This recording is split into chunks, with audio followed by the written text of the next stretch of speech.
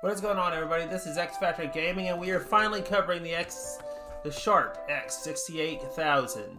Now, this was a Japanese computer, and the first game that you see up on screen here might be familiar to you. That's because I covered the NES version once before, but I wanted to do this version after seeing my buddies at GameStack do it. Actually, they just covered the X68 as a whole. They didn't talk about this game, so I thought maybe I'd give it a go. Now here's the way it's gonna work. I'm recording this as we speak in segments. This segment we're gonna talk about Highlight 1 and 2, obviously. And then the next segment, it's gonna be the segment after the Highlight one. It'll be Caught in Fantastic Night Dreams. And then the main event, Castlevania, aka Akamajo Dracula for this computer. Now, a little about the computer itself is that it was originally just released in Japan. Nobody else actually got it. Now, for you Brits out there that are watching, I do plan on covering stuff like the BBC Micro, the BBC Micro, and all your British computers. And for you that are watching in Japan, you will see an MSX episode too. I just got to figure out how to emulate them. I plan on covering consoles from everywhere, not just North America. Anyway, this game's got way better graphics than the NES version, which is to be expected. This is a computer, after all.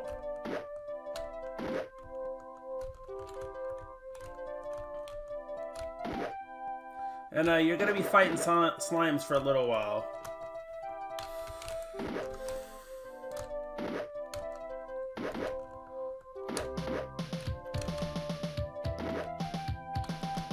We have a lot of EXP now, and I like how it carries over. No, it doesn't carry over. Okay, my mistake. You gain experience based on how strong your enemy is. Anyway, let's move on to the next Highlight game.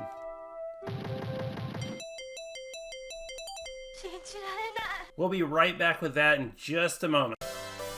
And we're back with Highlight 2, and let me ask you, if you saw my original Highlight NES episode, do you recognize that music?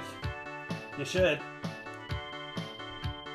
You should recognize it anyway. That's just a rip-off Indiana Jones theme. Anyway, covered that. Let's get into the game.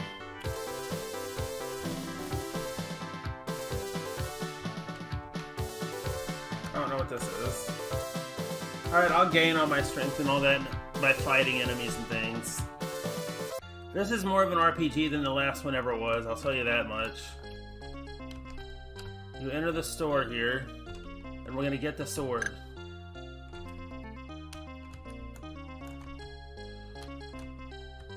See if we can find anything to attack. Yep, right off the bat. At least it's not slimes. That was stupid of me to attack a thief, but as I don't read Japanese, at least the life meter and all that, that's in English. You can tell what you're doing. I gotta go find something to attack, though.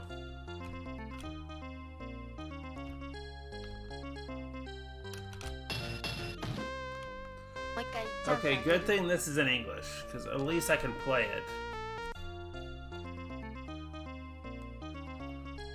We're gonna try to get 3 to 5 minutes out of each segment if we can.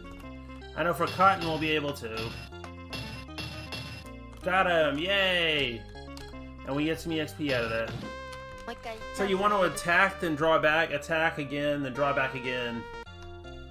I don't know what fourth means, to be honest. If any of you have played this, let me know what the term fourth means. Comments below, or Twitter, or whatever you want to do. Okay, we're at the 2-minute mark now as I'm keeping tabs. I mean, we got 4 games to cover here, so that's why I split it up.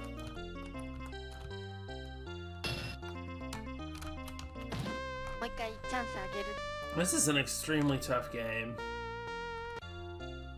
But the music, at least it's more original than what you heard on the title menu.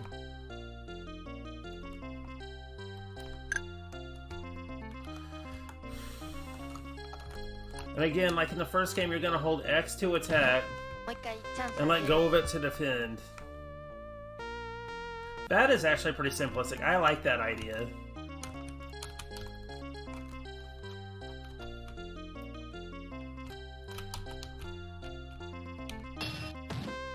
Alrighty.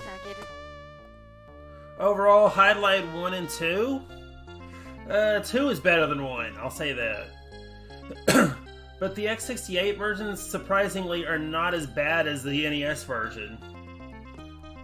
Anyway, we'll be right back with Cotton Fantastic Night streams in a moment. See you then. And we are back, everybody. And this is the third of the 4 games we're going to be looking at today in our series on the Sharp X68000. This is Cotton's Fantastic Night Dreams.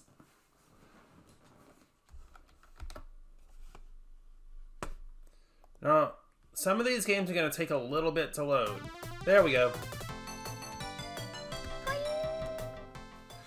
And as you can see right off the bat, once we get into the game, you'll be able to see this is going to be a cute 'em up.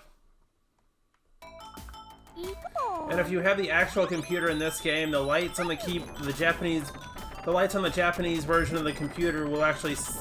Let me rephrase that, because this is a Japan-only computer, as I said at the first of the episode. If you have the game, the lights will actually sync to the music.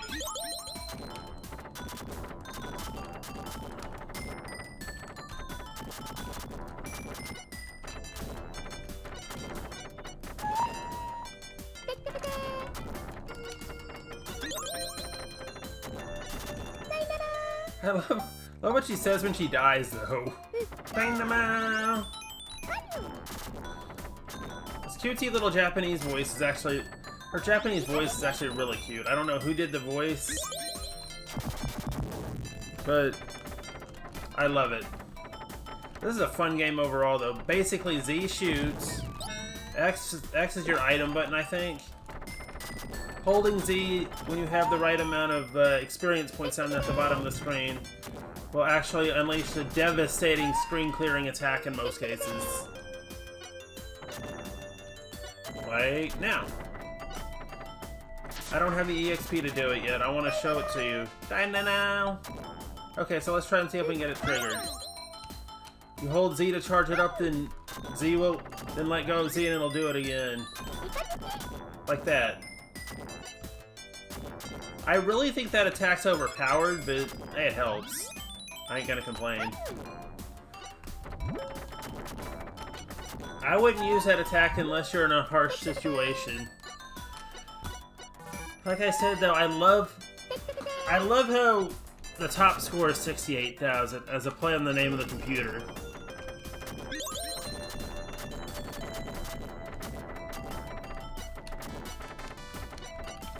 As for you Brits, I will be covering your BBC Micro, I will be covering your Amstrad PCs and all that good stuff later on. I don't know if I'll cover the Commodore 64 though. That thing is kind of a pain in the ass to actually get a game to work on it. I might, although I've done the Amiga in the past. I'll link that up in the iCards above.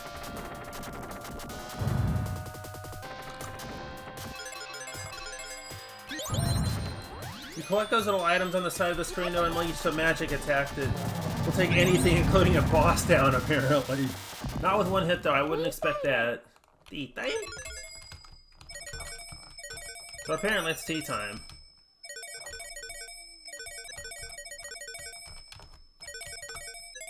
These just give you extra points. You don't have to collect these, I don't think.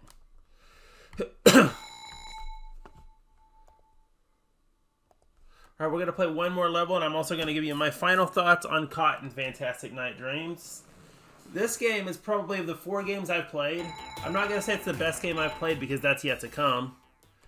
But it's definitely the second best game that I've played overall. And I recommend it. Although I recommend emulating it because, well, the computer itself costs way too much. It's prone to power failure. The adapter, like on the Commodore 64, is prone to power failures and things like that. So I wouldn't really try to import one if you're in any other country other than Japan.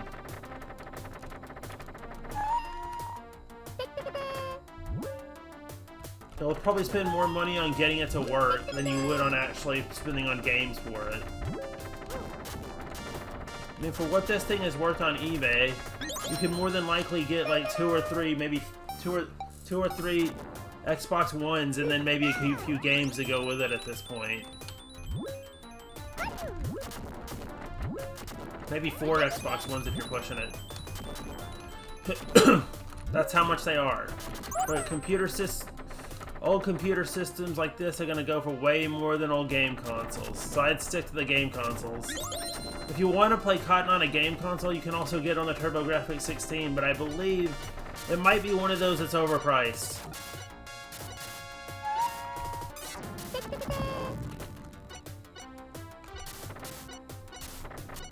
Kinda wish I had my magic attack here.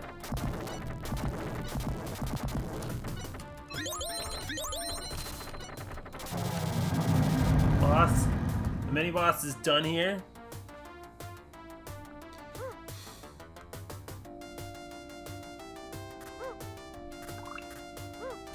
Ah, I wasn't even paying attention. Sorry about that, guys.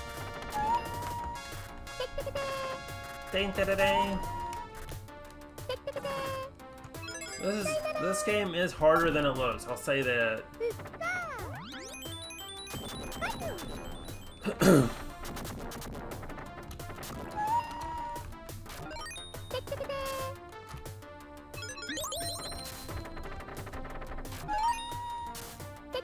I think I might have already covered the C64 if I did. I think I might have done the C64 Mini for my Commodore episode. I'll check my archives and then link it if I have.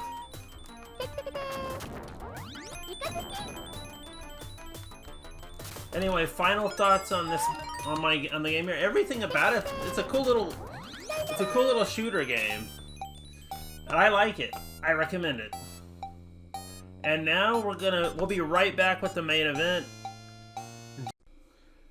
And we are back for the final part of this particular series on the X68000.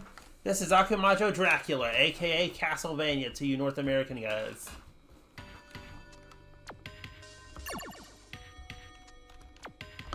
I really don't care to enter a name.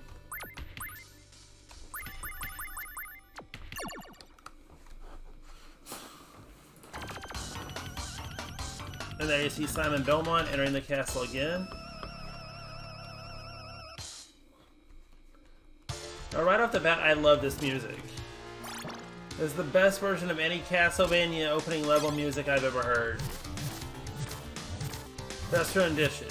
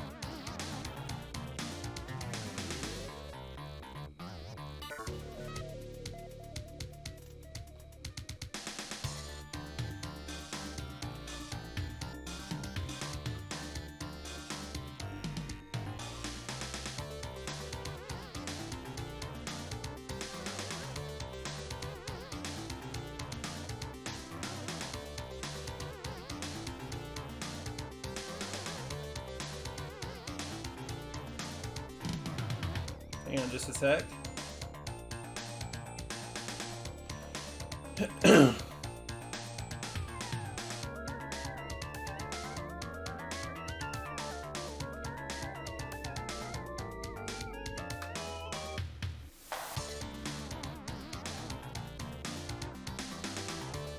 Alright, we're back to the game now.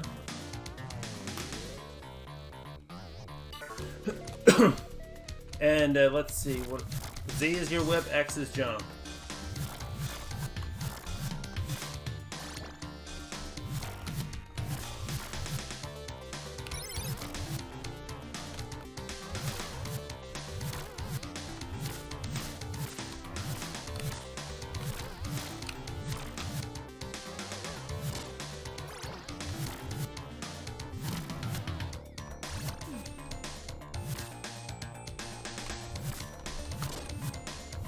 I believe up and up. Yeah, up and if you have enough hearts, I believe up and X is gonna throw your weapon.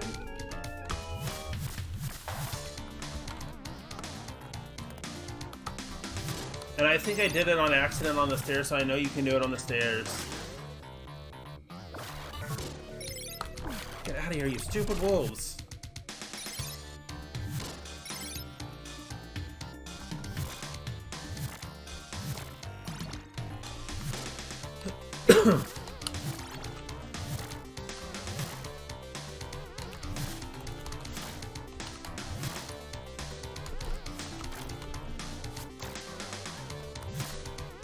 Hearts are your currency in this game. Hearts do not refill health. As in any of the first iterations of Castlevania, for some reason Turkey refills your health. Now I know where Streets of Rage got it from.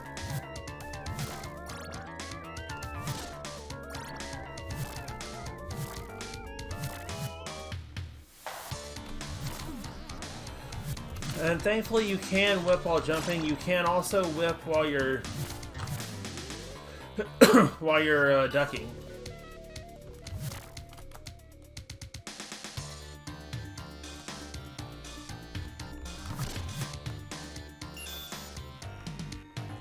As we hit the second part of the stage here. This is stage 2. These stages are very linear, so they're gonna, thankfully, like the NES version, they'll change whenever you get to that part of it.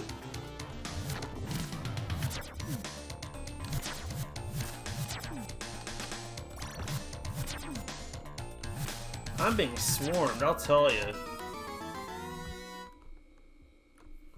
That'll be the first time I died. And hint, when you die, you lose everything. You go back to the puny-ass whip. But that is easily refinable. Easily refinable as I did there.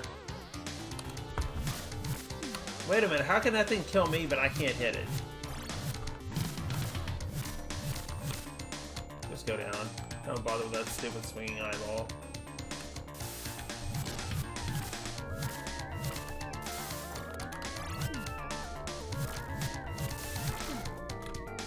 I'm gonna die again. Yeah, this one's even harder than the NES versions that I grew up with.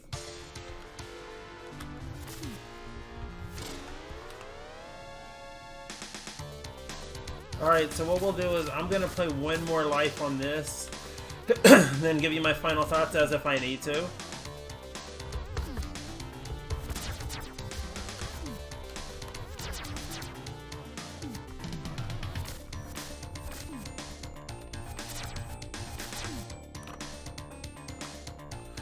Get out of that death trap.